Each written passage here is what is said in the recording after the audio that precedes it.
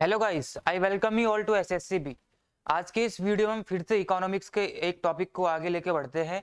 इससे पिछले वीडियो हमने इकोनॉमिक्स से क्या देखा था, एक्सपेंडिचर को किया था और उसको करते करते हम लोग डेफिसिट फाइनेंसिंग तक आ गए थे। ठीक है, डेफिसिट फाइनेंसिंग हमने अच्छे तरीके से उसमें समझा था। अब उसमें मैंने एक छोटा सा टॉपिक डेफिसिट का छोड़ दिया था, जो इस मैं अभी मैं कंटिन्यू करते हुए चलता हूँ इस वीडियो में। ठीक है, और आगे बढ़ते हैं। इसमें हम लोग टाइप्स ऑफ इकोनॉमी देखेंगे, सेक्टर्स देखेंगे और ऐसी दो चार चीजें इसमें देख लेंगे। ठीक है, तो टाइम नहीं लगाते, सीधा शुरू करते हैं। तो मैंने पहले डेफिसिट आपको बता दिया था, तो इसमें डेफिसिट से ही आगे बढ़ते हैं थोड़ा सा। तो मैंने डेफिसिट तक तो बता दिया था, इसमें देखते हैं क्या टाइप्स ऑफ डेफिसिट। ठीक है, मैं समझता हूँ आपको डेफिसिट मतलब पता होगा, अगर नहीं पता है तो वीडियो देख लेना, पुराना मेरा इसी में पड़ा हुआ है, तो उसमें मैंने बताया था। ठीक है, टाइप्स ऑफ डेफिसिट यहाँ पे देख लेते हैं। टाइप्स ऑफ डेफिसिट यानी कि डेफिसिट के प्रकार, घाटे या हानि के प्रकार कितने होते हैं हमारी इकोनॉमी में या इकोनॉमिक्स में। देखिए कि कौन कौन से होते हैं। सबसे पहली बात, सबसे पहला जो टाइप ऑफ डेफिसिट होता है वो कौन सा होता है, वो होता है हमारा कौन सा, एक हम लोग बोलते हैं इसको प्राइमरी डेफिसिट। ठीक है, एक होता है हमारा प्राइमरी डेफिसिट,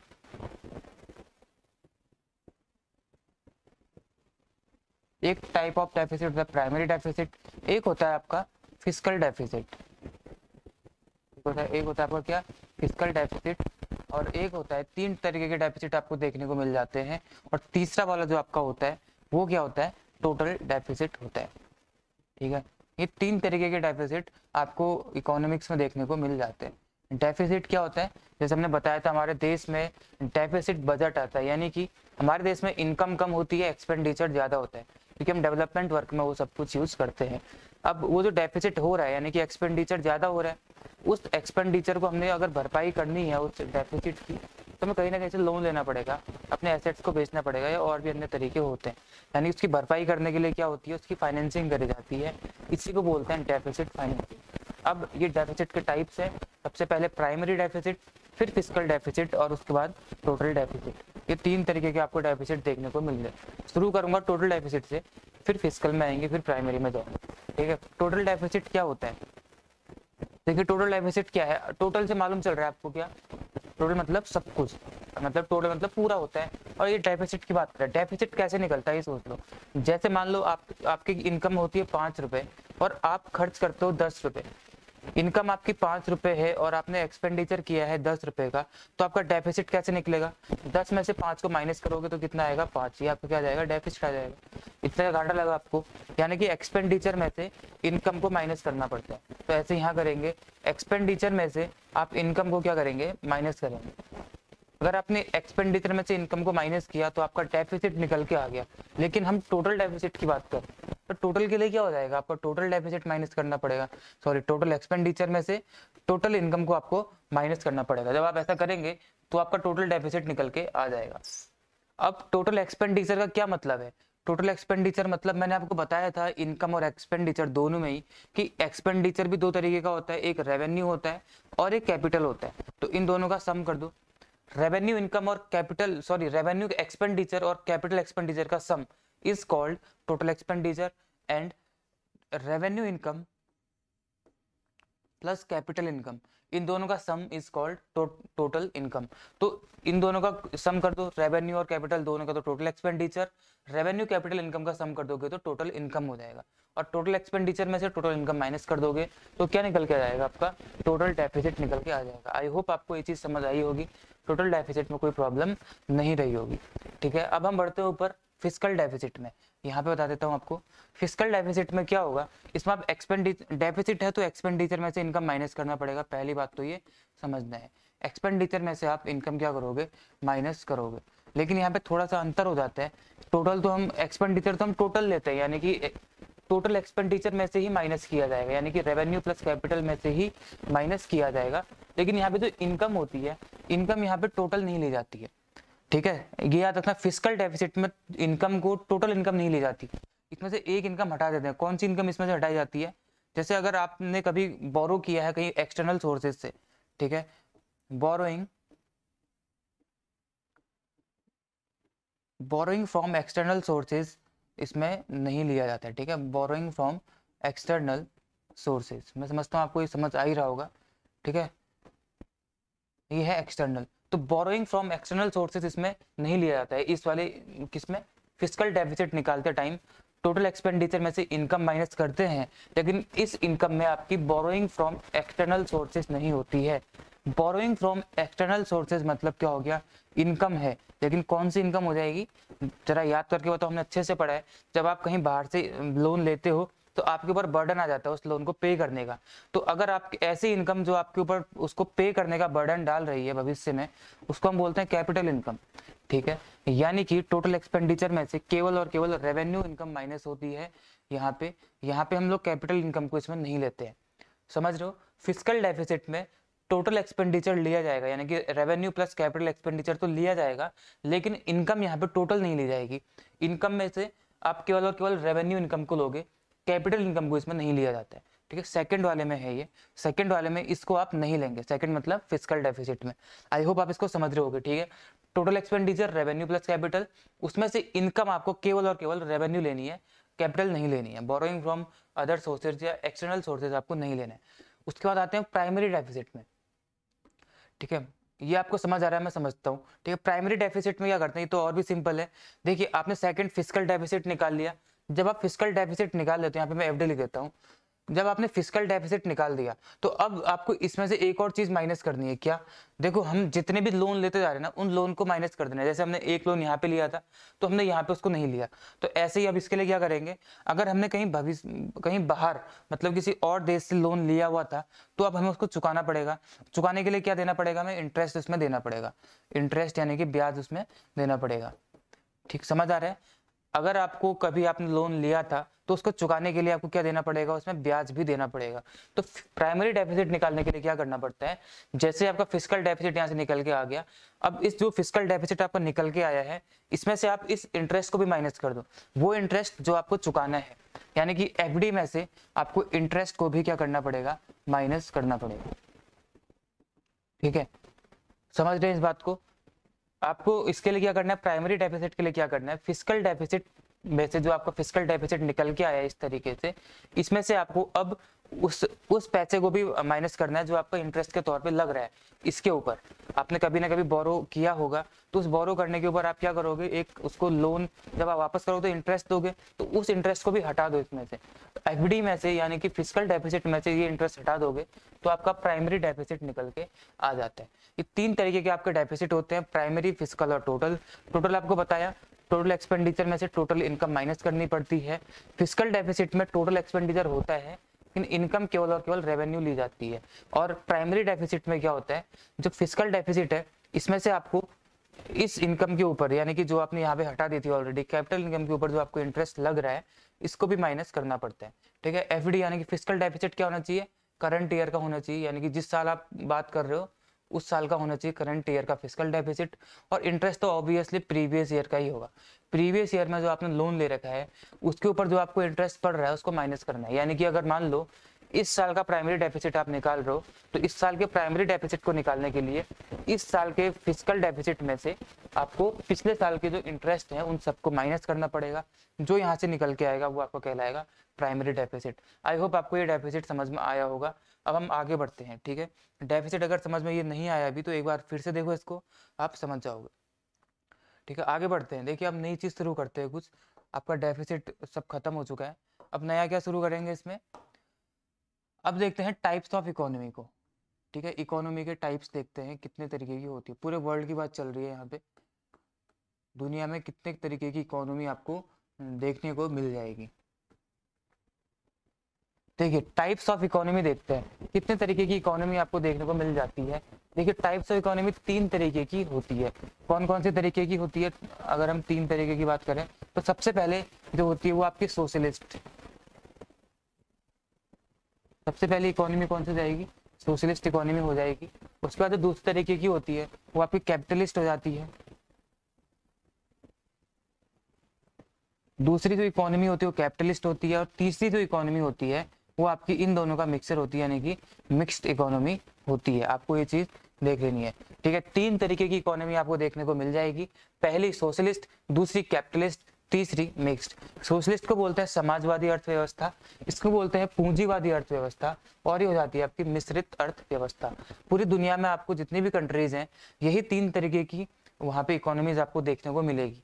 कोई देश कोई सी अपनाता है, कोई देश कोई सी अपनाता है, कोई देश ये वाली अपनाता है, ठीक है, वो अपने अपना उनका मैटर है। तो देखिए सोशलिस्ट इकोनॉमी में क्या होता है, सबसे पहले देखते हैं सोशलिस्ट इकोनॉमी यानी कि समाजवादी। आपको इसी नाम से ही मालूम चल रहा है कि ये समाजवादी है, ये समाज की तरफ ज्यादा ध्यान देती है, ठीक है। इस इकोनॉमी में जितनी भी चीजें होंगी वो समाज के लिए ज्यादा समर्पित रहेंगी, यानी कि सोशल वेलफेयर के लिए काम करती है।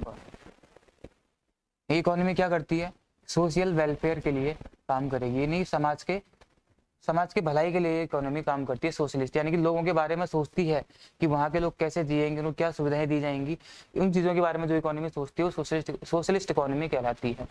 और जो कैपिटलिस्ट इकोनॉमी होती है, कैपिटलिस्ट मतलब पूंजीवादी इकोनॉमी, यानी कि प्राइवेट सेक्टर के हाथ में इसमें ज़्यादा जोर रहता है। तो कैपिटलिस्ट में क्या होता है, ये प्रॉफिट मेकिंग पे ज़्यादा ध्यान देते हैं। ये क्या करते हैं, प्रॉफिट मेकिंग पे ज़्यादा ध्यान देते हैं, ठीक है। इस चीज़ को याद रखना आप, ये पूछ लिया जाता है। सोशलिस्ट इकोनॉमी में सोशल वेलफेयर पे ज़्यादा ध्यान दिया जाएगा, कैपिटलिस्ट इकोनॉमी में प्रॉफिट मेकिंग पे, कैसे भी हमें फायदा हो। आपको पता है प्राइवेट हाथों में कोई चीज़ जाएगी तो फायदा देखेगा, जाहिर सी बात है। तो कैपिटलिस्ट इकोनॉमी हमेशा प्रॉफिट मेकिंग पे ज़्यादा ध्यान देती है। और मिक्स्ड इकोनॉमी तो इन दोनों का मिक्सर है, वहाँ पे आपको सोशल वेलफेयर भी देखने को मिल जाएगा और प्रॉफिट मेकिंग भी देखने को मिल जाएगी। वो दोनों को बैलेंस करके चलने का ट्राई करते हैं, ठीक है। Social welfare plus profit making, इन दोनों को ये बैलेंस करके चलने का ट्राई करते हैं, कौन, मिक्स्ड इकोनॉमी वाले। और कैपिटलिस्ट में क्या चलता है, कैपिटलिस्ट में चलता है प्रॉफिट मेकिंग, और सोशलिस्ट में क्या चलता है, सोशल वेलफेयर चलता है। उसके बाद सोशल वेलफेयर चलता है, और ये तो ये सोशलिस्ट इकोनॉमी मैंने बताया सोसाइटी की तरफ ज़्यादा ध्यान देते हैं। और ये क्या होती है, इसमें गवर्नमेंट सेक्टर का ज़्यादा रोल रहता है, यानी गवर्नमेंट का इसमें ज़्यादा हाथ रहता है, ठीक है। वहाँ की जो गवर्नमेंट रहेगी, गवर्नमेंट का इसमें कंट्रोल रहेगा, गवर्नमेंट कंट्रोल लिख सकते हैं इसको, गवर्नमेंट में कंट्रोल रहेगा, यानी कि वहाँ पे सारी चीज़ें क्या रहेंगी, गवर्नमेंट के हाथों में ज़्यादातर रहेंगी, गवर्नमेंट ही सब चीज़ें करेगी। और यहाँ पे गवर्नमेंट के हाथों में नहीं रहेगा, यहाँ पे किसके हाथों में रहेगा, प्राइवेट सेक्टर के हाथों में रहेगा, जाहिर सी बात है। यहाँ पे क्या रहेगा, प्राइवेट सेक्टर, प्राइवेट सेक्टर यहाँ पे ज़्यादा प्रभावशाली रहेगा, क्योंकि कैपिटलिस्ट है, पूंजीवादी है, प्रॉफिट मेकिंग में देख रहे हैं, तो प्राइवेट सेक्टर की ही बात यहाँ पे चल रही है। और मिक्स्ड इकोनॉमी में दोनों की चलती है, यानी कि यहाँ पे गवर्नमेंट भी होता है और प्राइवेट, ही दोनों एक के साथ एक कंधा मिला करके चलते हैं। मिक्स्ड इकोनॉमी में आपको दोनों मिलेंगे, कैपिटलिस्ट आपको प्राइवेट सेक्टर का जोर ज़्यादा दिखेगा, और सोशलिस्ट इकोनॉमी में गवर्नमेंट कंट्रोल आपको ज़्यादा दिख जाएगा। और क्या हो सकता है, सोशलिस्ट इकोनॉमी क्या करती है, सोशलिस्ट इकोनॉमी क्या होती है, प्राइस कंट्रोलर होती है, ठीक है। प्राइस रेस्ट्रिक्शन होता है, यहाँ पे रेस्ट्रिक्शन लिख सकते हैं, यानी कि ये कभी भी इतना ऐसा प्राइस नहीं रखते हैं जो कि जनता के ऊपर बर्डन पड़े, ऐसा रखने का ट्राई नहीं करते हैं। ज़्यादा चीज़ें क्या करते हैं लोग, सरकार के लोग खुद ही वहन करते हैं, ताकि वहाँ की जो जनता है उसको ये सब चीज़ें ना झेलनी पड़े। तो प्राइस रेस्ट्रिक्शन होता है, एक कंट्रोल होता है कि प्राइस इससे ऊपर नहीं जाएगा या इससे नीचे नहीं रहेगा, तो प्राइस रेस्ट्रिक्शंस रहेंगे यहाँ पे सोशलिस्ट इकोनॉमी में। लेकिन यहाँ पे क्या होता है, प्राइवेट सेक्टर का जोर है, तो ये अपने फायदे के लिए बात करेंगे, अपने फायदे के लिए बात करेंगे, तो प्राइस मैकेनिज्म रहेगा, अपने हिसाब से प्राइस को क्या करते हैं लोग, तय करते हैं, ठीक है। प्राइस मैकेनिज्म, उनको जैसे जैसे उनको फायदा लगेगा वो वैसे वैसे प्राइस को अपने हिसाब से सेट करेंगे। लेकिन यहाँ पे अपने हिसाब से सेट नहीं कर सकते, यहाँ पे जो गवर्नमेंट बोलेगी उस हिसाब से सेट करना पड़ेगा, यानी गवर्नमेंट का इसमें कंट्रोल रहता है प्राइस में। और यहाँ पे क्या होता है, यहाँ पे दोनों का, यहाँ पे गवर्नमेंट भी ध्यान देगी, और कुछ ऐसा सिस्टम बनाया जाता है मिक्स्ड इकोनॉमी में कि जो प्राइवेट लोग हैं उनका भी फायदा होता रहे, और जो वहाँ के आम लोग हैं उनको भी अच्छे प्राइस में वो चीज़ें मिलती रहे, यानी कि प्राइस रेस्ट्रिक्शन भी रहेगा, प्राइस मैकेनिज्म, यानी दोनों चीज़ें इसमें देखने को मिल जाएंगी। ये चीज़ समझ सकते हैं आप, ठीक है। ना ज़्यादा प्राइस बढ़ने देंगे, ना ज़्यादा प्राइस घटने देंगे ये लोग, तो ये रहता है यहाँ पे। और सोशलिस्ट इकोनॉमी में क्या होता है, ये आपको बता दें कि सेंट्रली प्लान रहते हैं, यानी कि गवर्नमेंट का कंट्रोल रहता है, प्राइवेट सेक्टर रहता है। और क्या होता है, जैसे इसके एग्जांपल्स क्या देखने को मिल जाएंगे आपको, चाइना जो कंट्री है, चाइना में क्या होता है, सारी चीज़ें गवर्नमेंट के हाथों में अधिकतर रहती हैं, वहाँ की गवर्नमेंट जो चाहे वो कर सकती है। चाइना ये होता है, इसका एग्जाम्पल है चाइना हो गया। और आपका क्या हो जाता है दूसरा, नॉर्थ कोरिया आपका एक है, ठीक है, नॉर्थ कोरिया है आपका, रसिया है, ये जो कंट्रीज हैं यहाँ पे सोशलिस्ट इकोनॉमी काम करती है, एक्सेट्रा, ठीक है। यूएई भी लिख सकते हैं यहाँ पे, चाइना, नॉर्थ कोरिया, रसिया, ये सारी कंट्रीज में सोशलिस्ट इकोनॉमी देखने को मिल जाएगी आपको। और ये दिख रहा है ना स्क्रीन पे, हाँ। तो चाइना, नॉर्थ कोरिया, रसिया आपको सोशलिस्ट इकोनॉमी में दिखने को मिल जाएंगे। कैपिटलिस्ट में आपको जैसे डेवलप्ड कंट्रीज होती है, आपका जैसे अमेरिका हो गया, ठीक है, अमेरिका है आपका, यूके है, ब्रिटेन वगैरह, ये सब जो कंट्रीज हैं, डेवलप्ड कंट्रीज जो हैं, वो आपकी किस में आ जाती है, कैपिटलिस्ट इकोनॉमी में आ जाती है। वहाँ पे प्राइवेट सेक्टर का ज़्यादा बोलबाला रहता है, यहाँ पे जो होता है गवर्नमेंट का ज़्यादा बोलबाला रहता है। और मिक्स्ड इकोनॉमी कहाँ पे देखने को मिल जाएगी, सबसे अच्छा एग्जाम्पल हमारा भारत। इंडिया में आपको क्या देखने को मिल जाती है, मिक्स्ड इकोनॉमी देखने को मिलती है। यहाँ पे गवर्नमेंट का भी कंट्रोल रहता है और यहाँ पे प्राइवेट सेक्टर का भी अपना हाथ रहता है, दोनों मिलके काम करते हैं। कहाँ पे, भारत में। तो इसका एग्जाम्पल क्या हो गया, भारत। कैपिटलिस्ट का ये हो गया और सोशलिस्ट का ये हो गया। बहुत ईजी वे में आपको दिखा दिया, समझा दिया। पीडीएफ में भी आपको ये देखने को मिल जाएगा, तो वहाँ से आप इसको देख लेना, या चाहो तो आप इसको नोट कर लो। ठीक है, मैं समझता हूँ इसमें ज़्यादा आगे बढ़ने की जरूरत, ज़्यादा इसको डीप में जाने की जरूरत नहीं है, इतने में आपको समझ आ गया होगा। ठीक है, तो हमने देखा टाइप्स ऑफ इकोनॉमी, हम ये देख चुके हैं। अब हम क्या देखेंगे, टाइप्स ऑफ इकोनॉमी देखने के बाद अब हम बढ़ते हैं किसकी तरफ, एक बार हम ये देख लेते हैं कि इंडिया में, हाँ मैंने आपको बताया ना इंडिया में ये है। देखिए इंडिया में क्या अभी तक रहा है, देखिए इंडिया की बात अगर मैं करूँ, ठीक है, यही टाइप्स ऑफ इकोनॉमी के लिए मैं इंडिया की बात करता हूँ, भारत के संदर्भ में देखते हैं। तो जब हमारा देश आज़ाद हुआ था 1947 में, ठीक है, देखो इसमें एक चीज़ बताना भूल गया मैं, जब हम लोग आज़ाद हुए थे, तो यहाँ पे एक चीज़ और होता है कि जैसे यहाँ पे होता है कि प्राइस रेस्ट्रिक्शन रहता है यहाँ पे, ठीक है, और इस कैपिटलिस्ट में क्या होता है, चलो मैं आगे बताता हूँ इस चीज़ को, अभी थोड़ी देर में बताएंगे। तो देखिए 1947 में क्या था, यहाँ पे क्या चली थी, जब देश आज़ाद हुआ था तो यहाँ पे मिक्स्ड इकोनॉमी हुआ करती थी।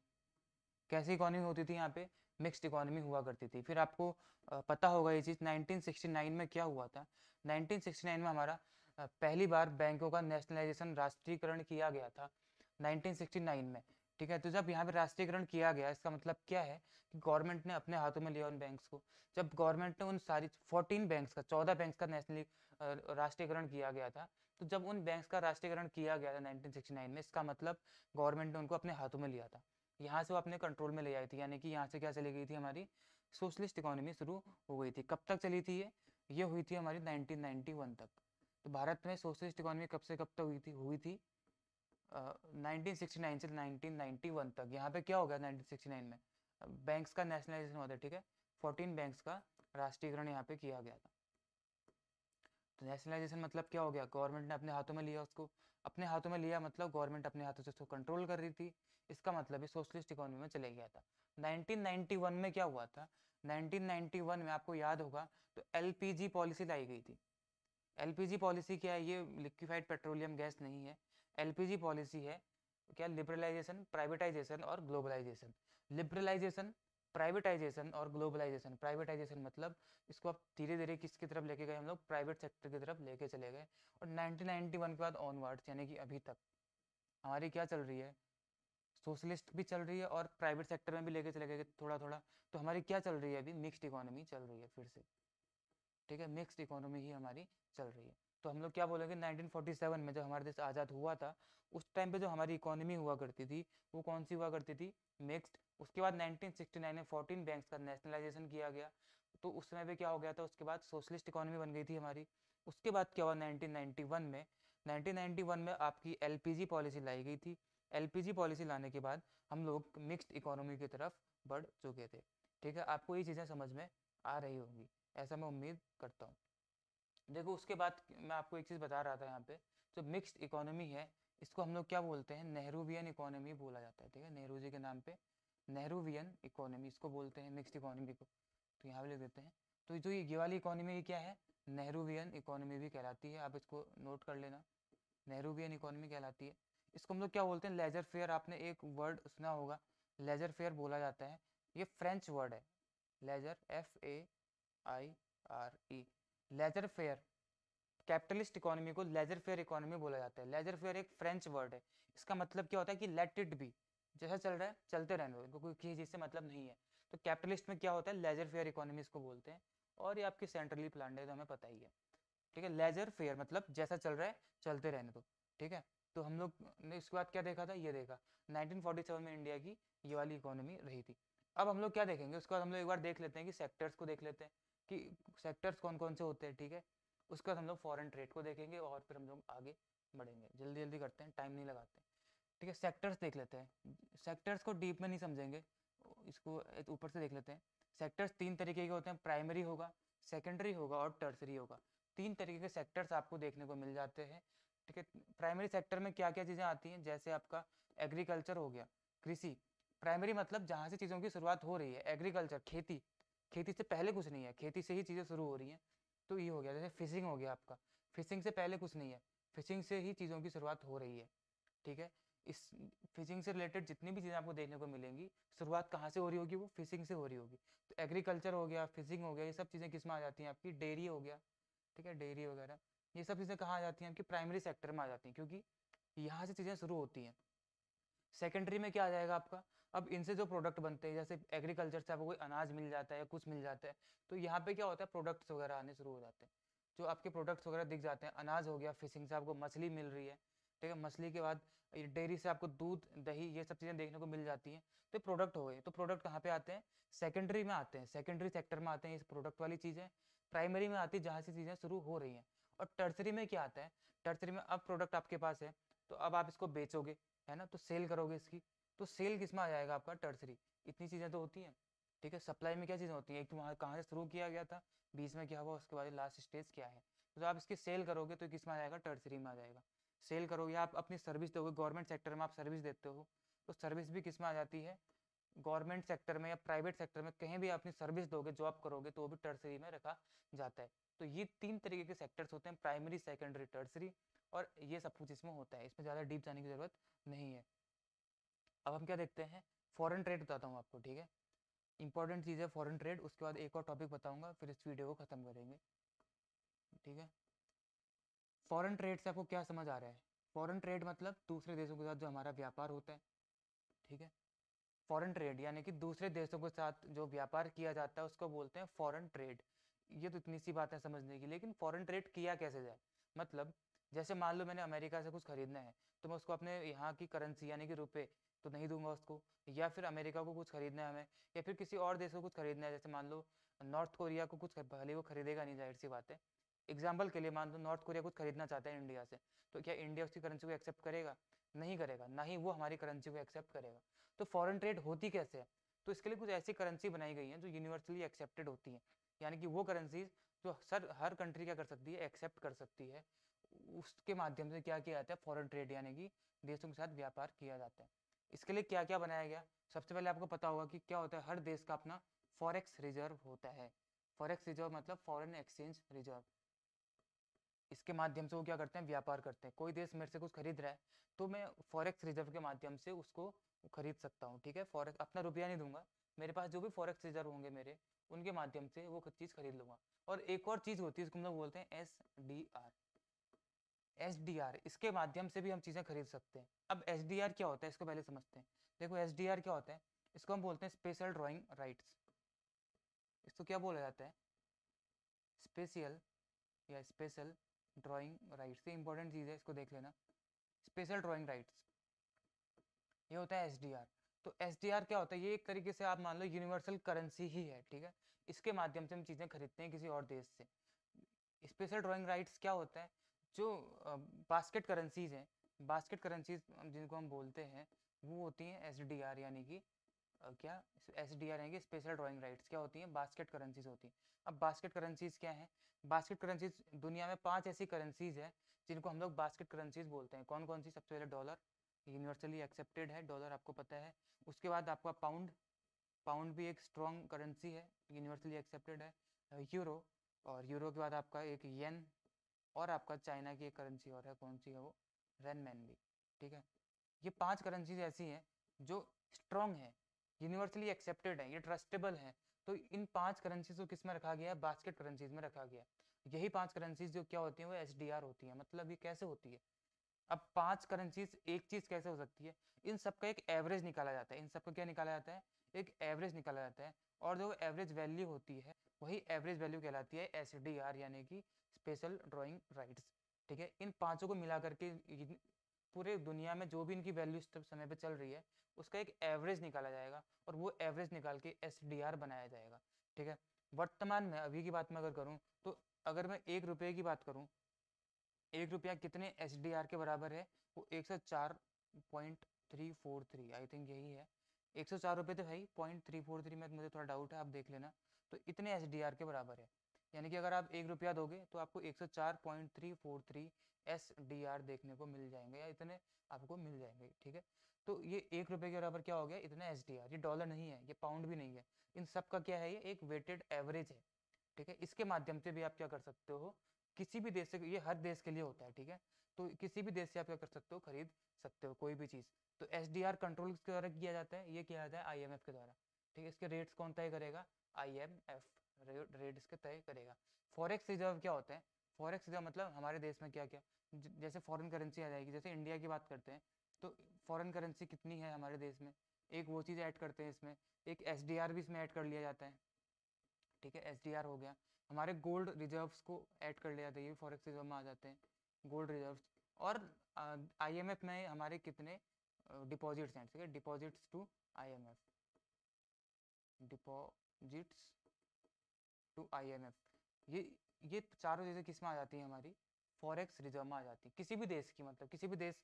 जैसे अगर मैं नेपाल की बात करूं तो नेपाल में फॉरेन करेंसीज कितनी है, वहाँ पे SDR कितना है, वहाँ पे गोल्ड रिजर्व कितना है, वहाँ पे उसके IMF में कितने डिपॉजिट्स हैं, इन सबको जोड़ोगे तो वहाँ का क्या निकल के जाएगा, आपको फॉरेक्स रिजर्व देखने को मिल जाएगा, ठीक है।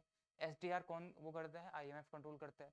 फॉरेक्स रिजर्व कौन कंट्रोल करता है, किसी भी देश की सेंट्रल बैंक, यहाँ की जो भी सेंट्रल बैंक होगी वही कंट्रोल करेगी किसको, फॉरेक्स रिजर्व को।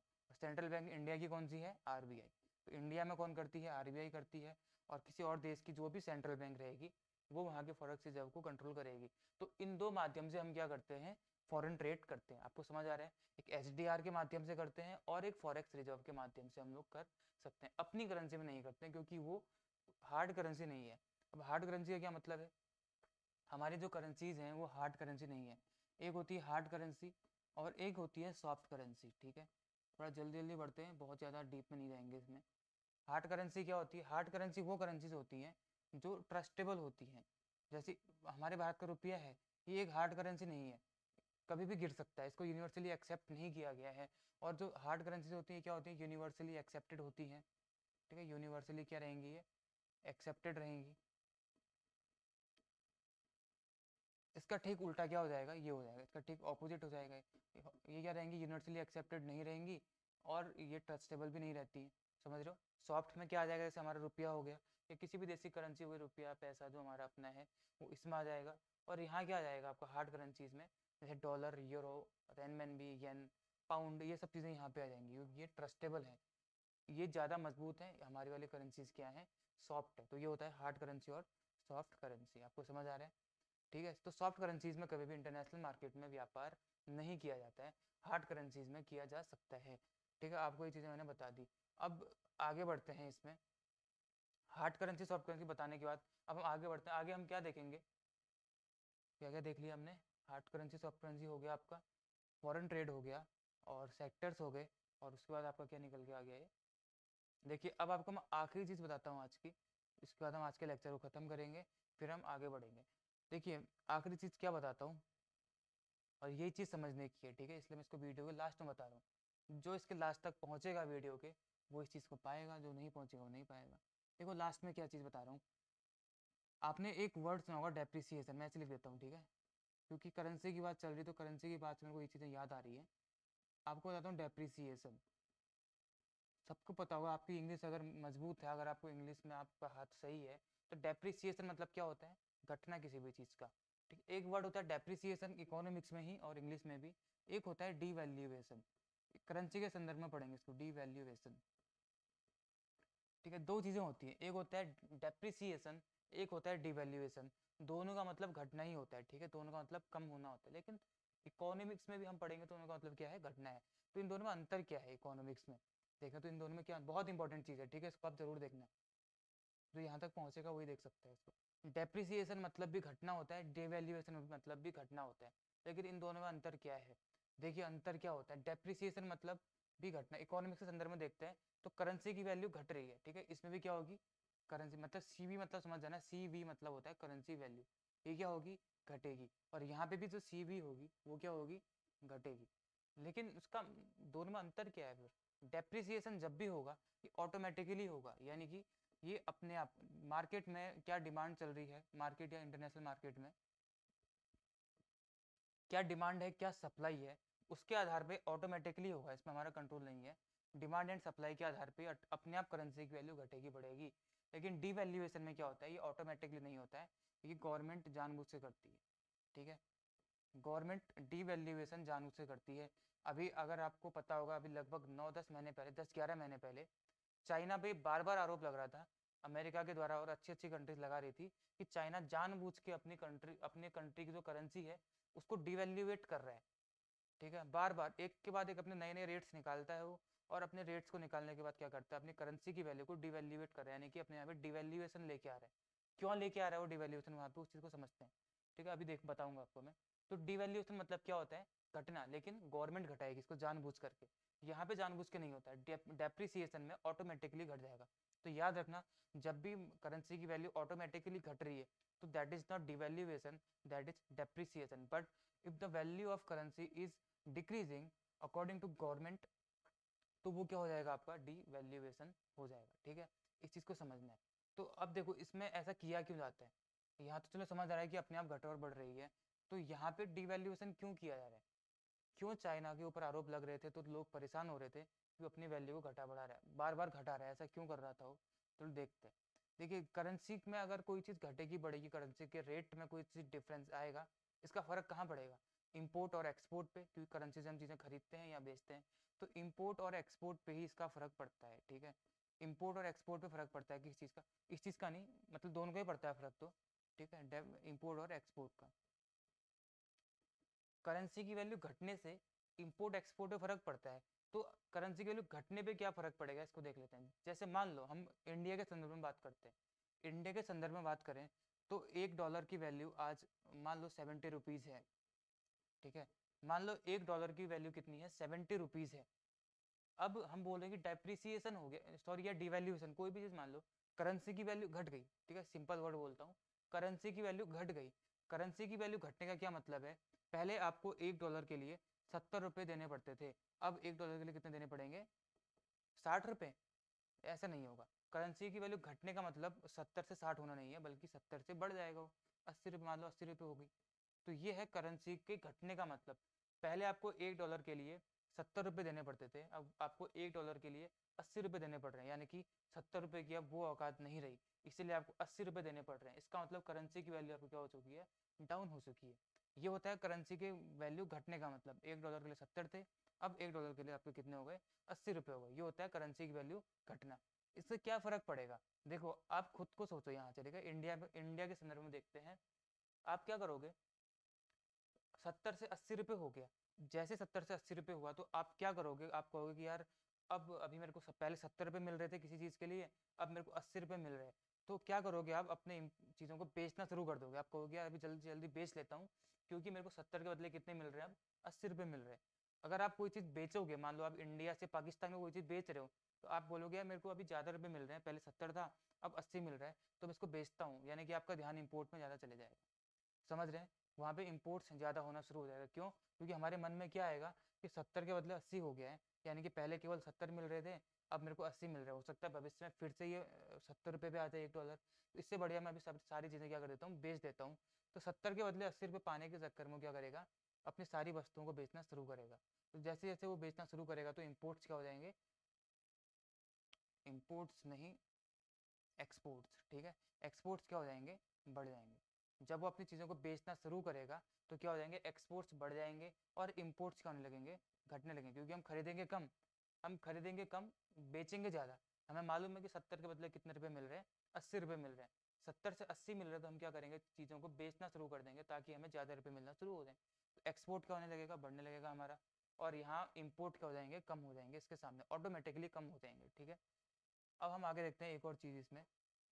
मैंने बताया डेप्रिसिएशन और डिवैल्यूएशन, ऐसे एक और चीज़ होती है क्या, एक होता है एप्रिसिएशन, एप्रिसिएशन